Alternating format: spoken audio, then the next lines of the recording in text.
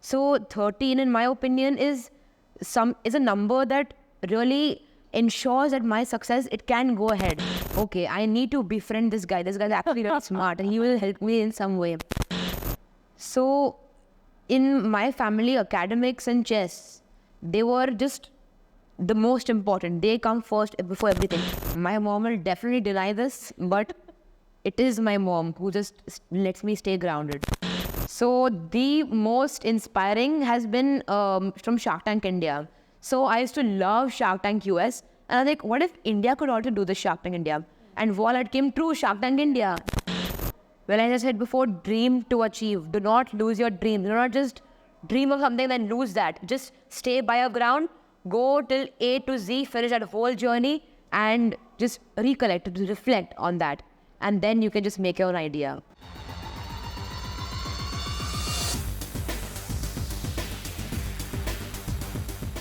Hi, hello, welcome to the Wit Chat, and I'm joined by a young superstar in his own right. Of course, Jaisal Shah, you're with me. Firstly, a huge welcome.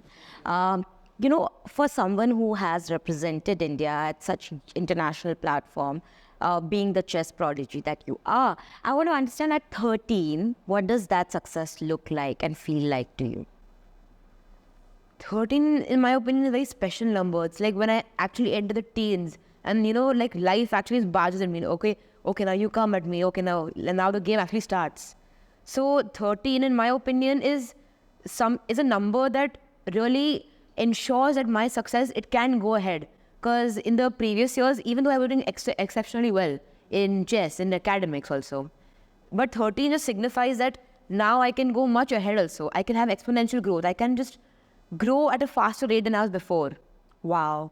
I love the energy that you have, Jaisal, because, there's always this mindset and judgment people have whenever it comes to geniuses, right? I want to understand, when you enter school now, do people around you also have those judgments sometimes, or are they much intimidated by you in any way?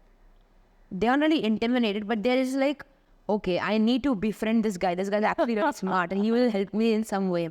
So yeah, I don't really intimidate people, but I just try to make people feel that they're welcome in such an environment. I don't feel like that I'm sort of overpowering them, like I'm just showing off with all achievements and all. I just want to just tell them that who I am, how I feel about them, and nothing much, like just a stable connection. But how do you make yourself feel grounded? Because let me be honest, you have achieved, correct me if I'm wrong, I was reading somewhere that over 100 prizes already. 198. Yeah. Okay, that's close to 200 then. And not just that, representing the country at several platforms, and not just representing, also winning a lot of these competitions as well. Who keeps you grounded despite all of that? Because at a young age, it is very easy to sort of get swayed away by all this, My mom will definitely deny this, but it is my mom who just lets me stay grounded. She is the backbone of my entire household. She just manages every single thing, and I can really give her credits for what I am currently. So she is the sort of, she has the reins on my back that can just keep me grounded whenever I just become unstable. But anyway, she just taught me how to be an amazing person, how to always, have that sort of good values and and the importance of being a good person to everyone. So she's the actual one who really demonstrates, she's a role model, how I can be when I grow up, how to be good, grounded, and not really brag. But how do you manage between studies and, of course, practicing for your chess tournaments as well? Because it is a difficult job at the end of the day. You have to concentrate on the tournament because, of course, a lot of eyes are on you, but also perform equally well in academics as well. How do you balance it out? So in my family, academics and chess, they were just the most important. They come first before everything. So it's a very important thing of managing things 50-50, because it won't always be 50% academic, 50% chess. I need to regulate that sometimes. So if I have really important chess tournament going on, I can make it to 40% academic, 60% chess.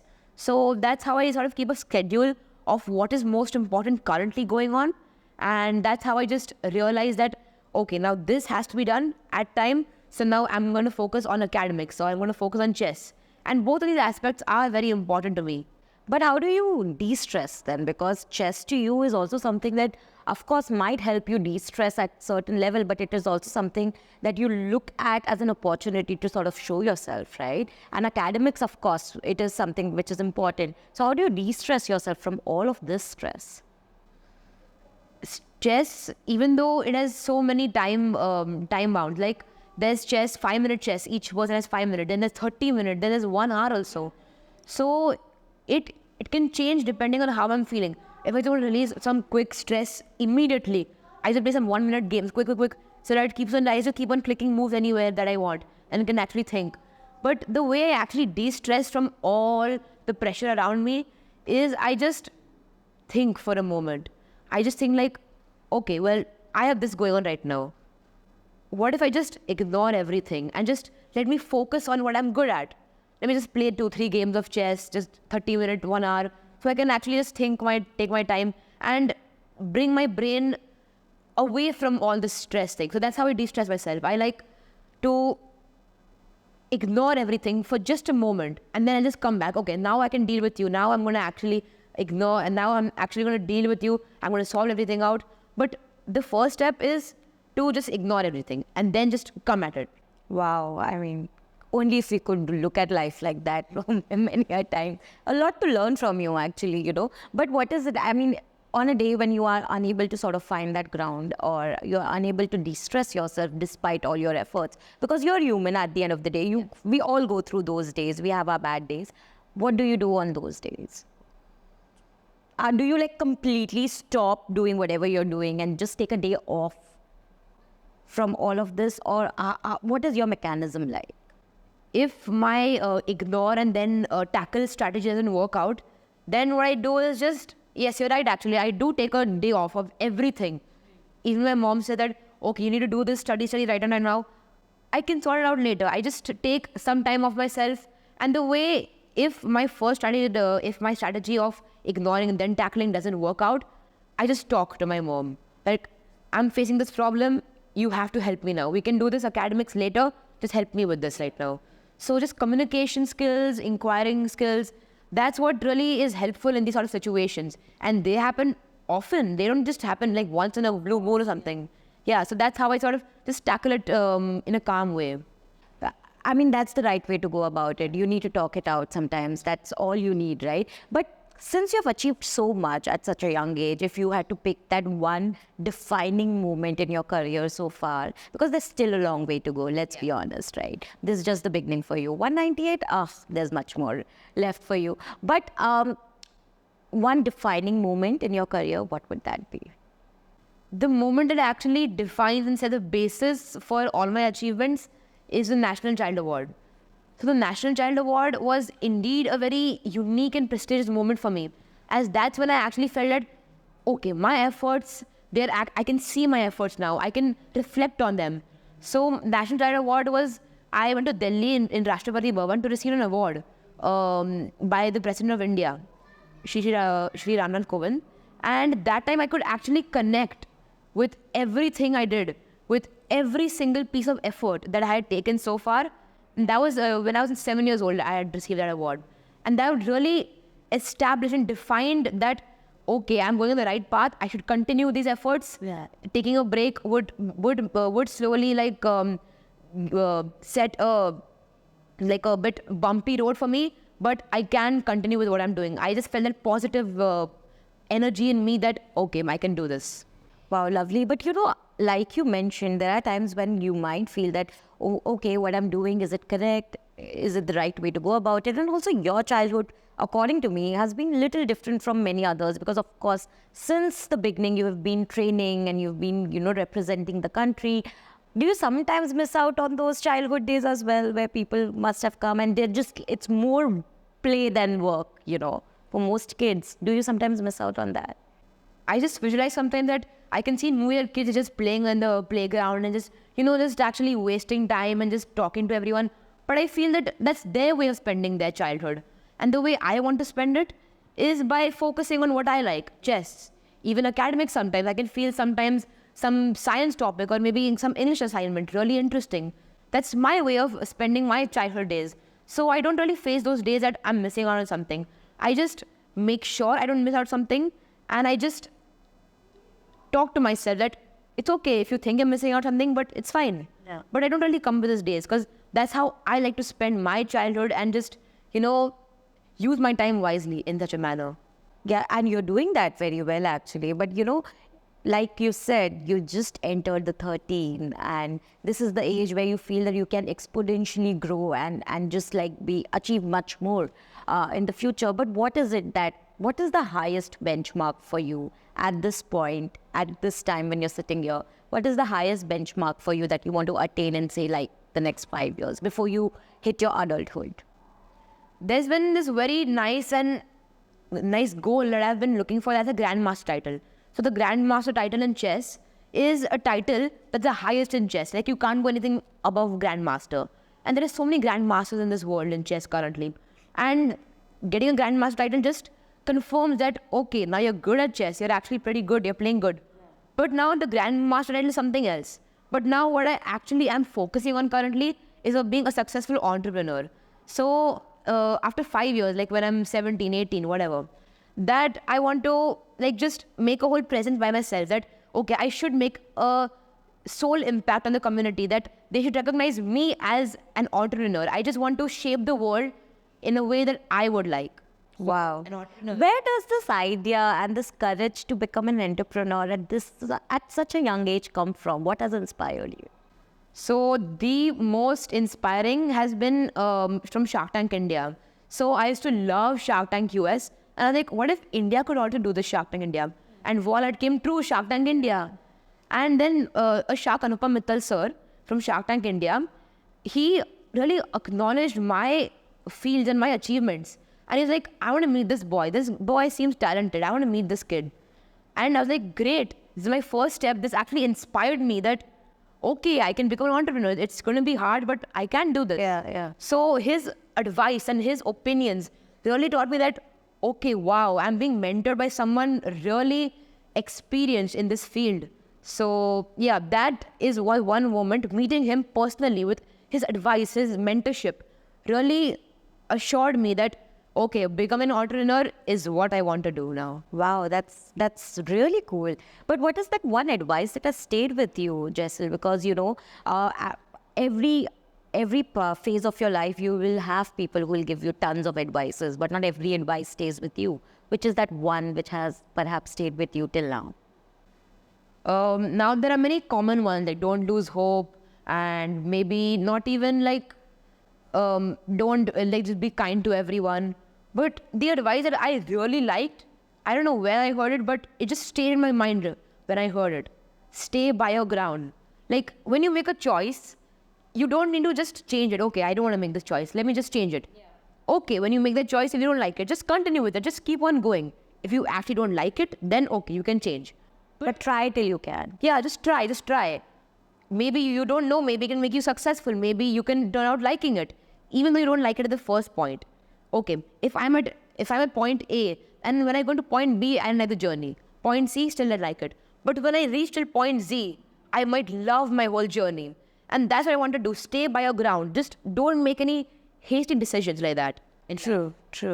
But what is that one advice that you would like to give people? Because there are people looking up to you, perhaps in their, maybe they're 7 or 8 and they're wondering that, okay, one day I want to be like Jaisal. So what do you want to advise them then? Based on my experiences and my achievements, I would say dream to achieve.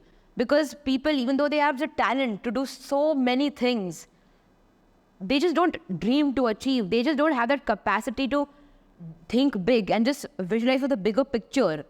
If I'm actually talented in, say, maths or science or English, then I need to have that courage to actually sign up for some really big and important competition. Because some people, even though they have the talent and they know that they have the talent, still don't really appreciate the talent, and it's not going to get me anywhere, but it will get you somewhere if you dream to achieve. So that's one advice that I would like to give people. Do you recollect your first time on stage at a tournament? What was that like? Were you nervous? How did you cope up with it back then? So when I discovered about chess, that was when I was 4 years old. And my first tournament was around when I was 5 years old. I was just starting the basics out. And I got this small trophy, this small, that really motivated me that I got an award in chess. Yeah. It's exceptional. I just started out chess and I got an award for being the youngest player. I went to a tournament in Mulund or somewhere, and that tournament actually made sure that I got an award. They gave me that award because I was the youngest person to actually participate in the tournament. And I was like shocked because there were like grandmasters also. There were international masters, so many amazing people at chess. And when I got that award, that was like, wow. And now, and since then, it's been history, right? Like you've literally wrote a history in itself. But if you had to describe yourself, Jaisal, because from what I see, you're very confident and that I love. I mean, it really exudes, But if you had to describe yourself in 3 words, how would you do that? Risk taker, communicator, inquirer. Wow. And as an entrepreneur, what is your aim like? Like, by, say, in 5 years from now, where do you see yourself as an entrepreneur as well? Yeah, so recently there was an initiative by Anupam Mittal, sir, as mentioned in the some time before. He made an initiative called Dream Deal, and that initiative was he aimed for young minds to get geared up, full of imaginative ideas and thoughts. He really wanted the young community to actually voice their opinion and voice their ideas. What they could feel that this idea can shape the world. This is what the world really needs. So that initiative, I was the youngest entrepreneur in that initiative. And it really kick-started my whole journey. And I was one of the finalists in his award, in his initiative. There were like 10,000, 11,000 people in the initiative. I was a finalist. There were only 10 finalists. And that assured me. And my idea over there, it was about a makeup product that was solely made for kids only. It would be, because adults, they would use their own makeup on kids, like nursery and primary kids. They always have so many events to dress up for, like annual concert or this birthday party, that birthday party. They have so many events to dress up for. And these parents use their own makeup on them. Yeah. But this can cause rashes, blisters, irritation because of the chemicals added. So I aim to create a makeup that was solely made for kids. Organic. Yes, organic. Yes, actually organic, because that makeup was solely made from fruits. Wow, that's... Yeah, like I made a prototype of a plum lipstick. Plum. And that really was...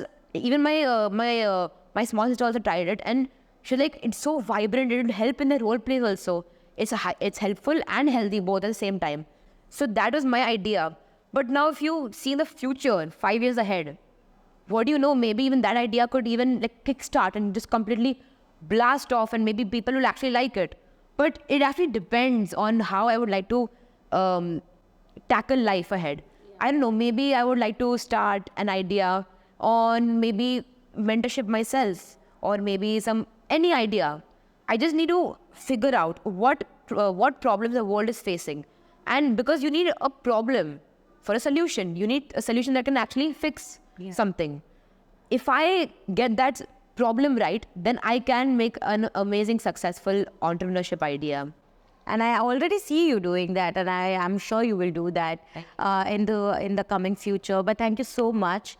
Jaisal, I had a wonderful time talking to you, and I feel that your motivation has sort of rubbed on to me now. I feel motivated myself. So thank you so much, and all the very best. Thank you so much. Lastly, when you look at the camera, if you want to give an advice to people who will be hearing and watching this, what would that be? Well, as I said before, dream to achieve. Do not lose your dream. Do not just dream of something then lose that. Just stay by your ground, go till A to Z, finish that whole journey, and just recollect, reflect on that. And then you can just make your own idea. And here we have a small request. We have this thing where we want to commemorate this occasion. So please, can we have a signature of yours here? Yes, yeah? Well.